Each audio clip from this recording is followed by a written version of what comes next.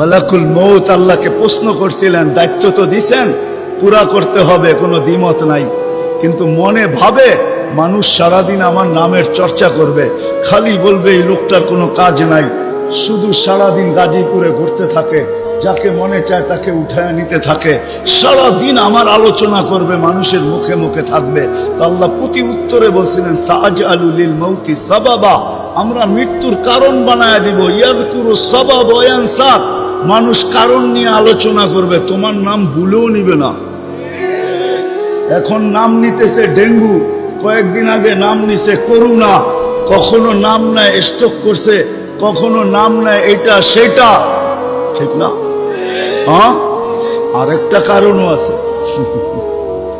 শুধু নবীজির দিকে তাকাইয়া এই উম্মতের জন্য আল্লাহ এটা করছেন, এই উম্মতের জন্য।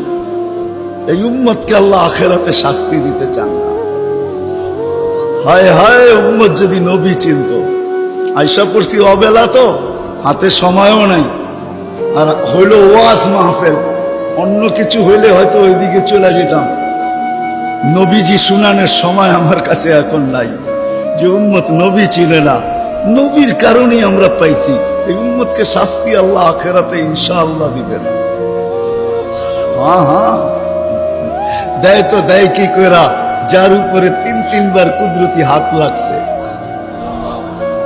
কয়বার? সৃষ্টি লগ্নে একবার, বাছাই পর্বে একবার। আমরা বাছাইকৃত উম্মত। হুয়াজতাবাকুম, জাহিদ, শুধু শুধু বলেন নাই, জাহিদু ফিল্লাহি হাক্কা জিহাদি। উম্মতে মুহাম্মাদি, আমাকে পাওয়ার জন্য যতটুকু শক্তি আছে সব লাগায় দে না, তোমাদের সেজদার জায়গা দিয়া নূর ফুটা বাহির।